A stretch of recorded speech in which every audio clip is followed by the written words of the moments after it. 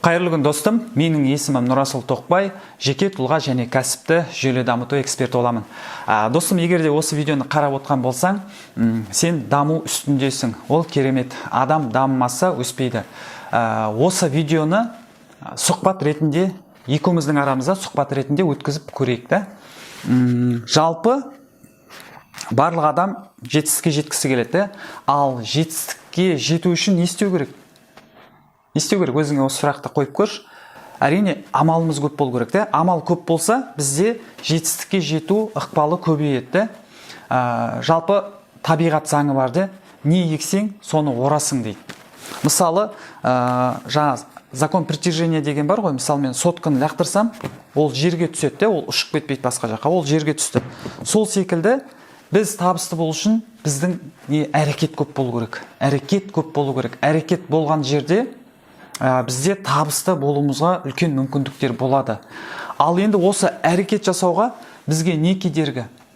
Ойлап көрейікші. Мысалы, көбіндегі қазіргі адамдарды қарайтын болсақ, енді таңертең тұрып, мысалы, Инстаграмда қарайды, көп адамдардың өмірлері күшті де, жаңа бір тортын пісіріп атады, бір таңнан жаңа жүгіріп бара жатады, бір айтады, мен кітабымды оқып жатырмын, бір аптадан кейін қараса бітіріп жатырмын дейді. Барлығы бір күшті нәтижелер жасап жатыр, бірақ именно сен өзің, мысалы, сен өзің бір қалып қойған секілді боласың. Жан-жақтың барлығы бір тыпырлап істеп жатыр, жетістіктеріне жетіп жатыр.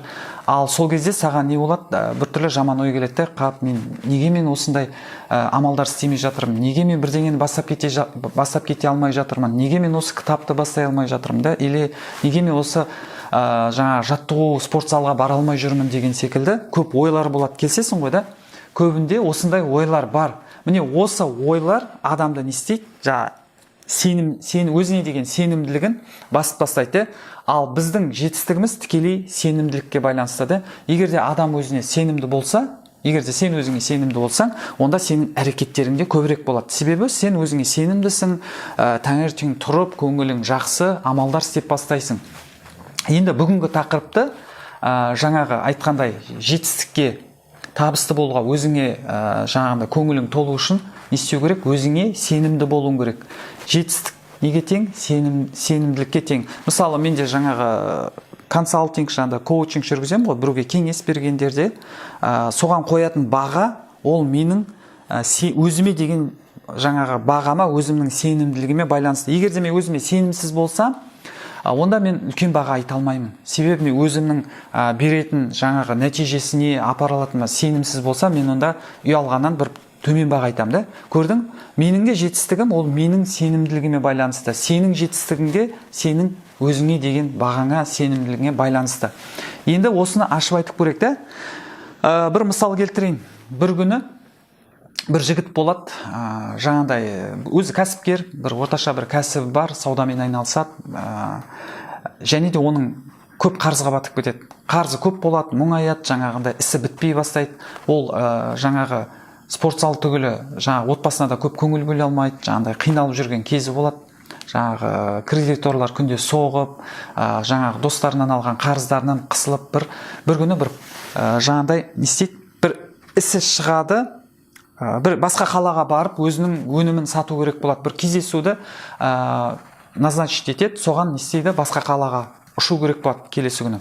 Сөйтіп жиналып, жаңағы отбасына айтып, әйеліне айтып, мен кетіп бара жатырмын 3 күн сапарға деп, басқа қалаға кетеді, аэропорттан түсіп, жаңа гостиницасына орналасқан бойдан, оған жолдасы соғады, келіншегі. Ол қуанып соғады. Жаңа мысалы Марат болса да, Марат өте қуаныш, жаңалық, сүйінші, біз 100 миллион теңге ұттық дейді. Жаңағы күйеуі түсінбейді, қайдағы 100 миллион, қайдан таптың дейді. Сөйтіп жаңағы әйелі түсіндіріп береді. Жаңа супермаркеттен шыға сала, жаңа кіреберіс жерде бинго билет сатып жатыр екен, сол бингоның билетін алып едім.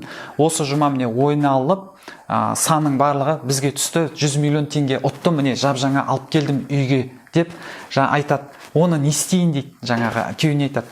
Күйеуі жаңа не істейді, бойында қаны жүгіре бастайды. 100 миллион теңге, мен ойынан есептей бастайды. Так, мен ана қарызын жауам, жұмысыма осындай ақша салам, отбасымен бір демалып алам деген сияқты ойлар келе бастайды. Енді ол не істейді? Ол уже басқа қалада іс-сапармен жаңа кездесу керек келесі күнде. ол қайтсам ба екен деп ойлайды, жоқ келдім ғой, енді осы шаруаны бітіріп кетейін деген оймен сөйтіп не істейді, қалады. Бірақ ол көңілі көтеріледі, себебі ода 100 миллион теңге бар, ода деген көңілі көтеріліп, өзіне деген сенімділігі орын ала бастайды да.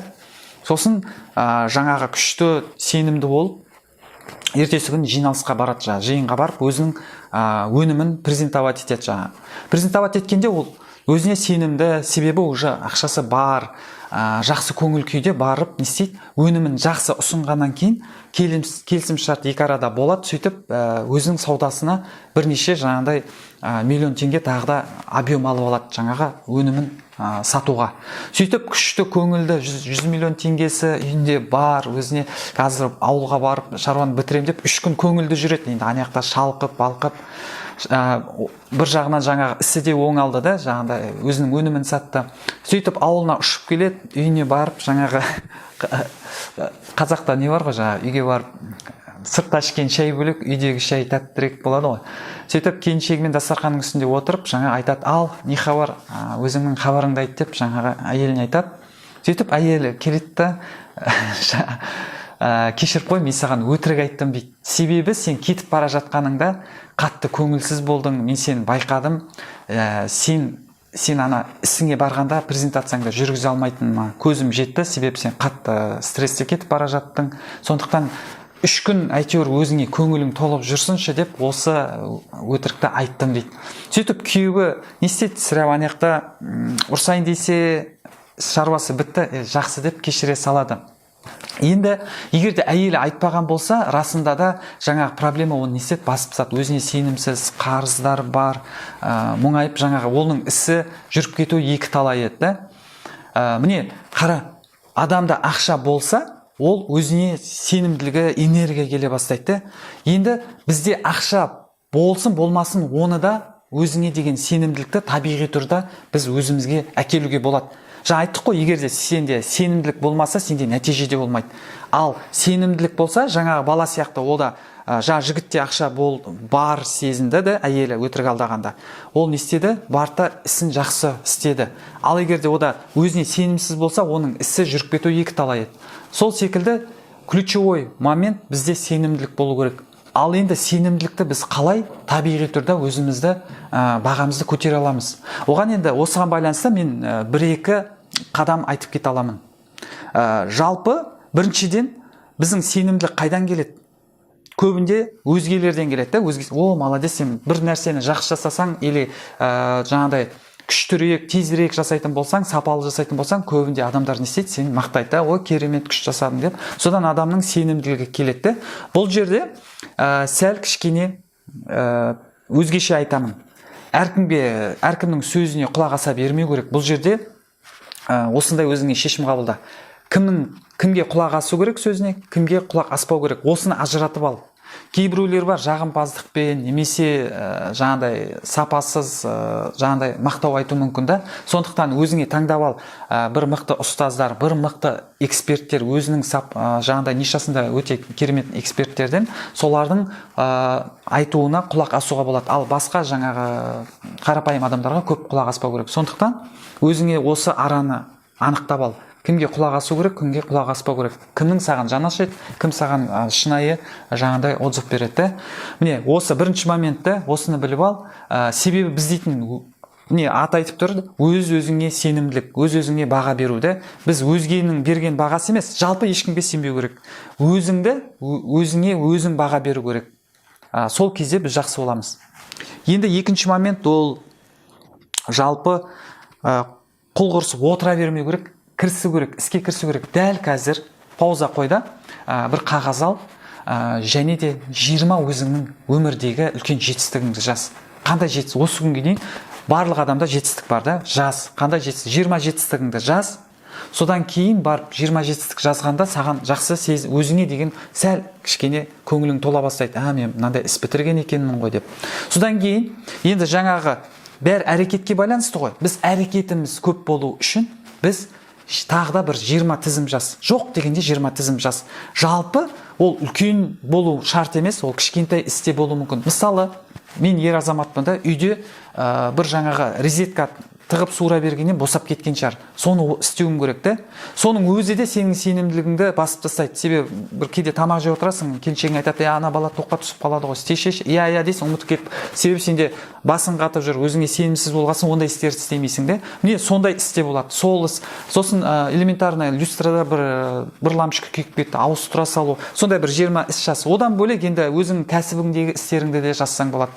Мысалы, әйел адам болса, бір торт пісіріп үйрену, ер адам болсаң, білмеймін, жаттығып бастау, жаңа кітап оқу, бір кітапты оқып бітіру деген сияқты, тағы басқа бір таргет үйрену, маркетинг тілінде болса. Міне, сондай 20 істі жаз, соған күнде амал жасау керек. Күнде амал жасау керек. Енді жаңа айттық қой, біз сенімді қайдан келеді? Біз әрекетімізден келеді. Енді әрекетіміз тұрақты болу үшін біз не істейміз? Өзімізді мақтауымыз керек. Бір кішкентай іс, жаңа 20 істі жаздық, кішкентай істен бастай берің. Розетканы істеп тастаң, лампочканы ауыстырып тастаң. Сол ауыстырған сайын галочка қойың 20 іске де, о, керемет, мен істедім. Және мақтаңыз. Өзіңізді мақтай беріңіз. Сол күнде істеу арқылы, өзіңізді мақтау арқылы, жаңағы сіз күнделік істаңда жетістік күнделігі деген күнделік істаңда, соған күніге 5 жетістігіңізді жазыңыз. Өзіңіздің нәпсіңізді жеңіп, ерік жігермен жеңіп, амал еткен 5 жетістігіңізді күнде жазыңыз. Таңертең ерте тұрдым, 25 минут кітабымды оқыдым, лампочкамды ауыстырып тастадым. Сосын не, жаңағы тағы қандай істер? Мысалы, өзімнің кәсібім бойынша осындай біреумен кездесу керек, барып кездесіп келдім, созбай. Біреуге соғу керек еді, көптен ыңғайсызданып жүредім, соқтым.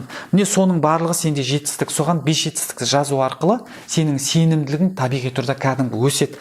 Ал сенің сенімділігің өскен сайын сенің амалың да тоқтамайды. Көп амалың істеле береді. Және де нәтиже қайдан келеді дедік? Көп амалдан келеді дедік те. Міне достым, осындай.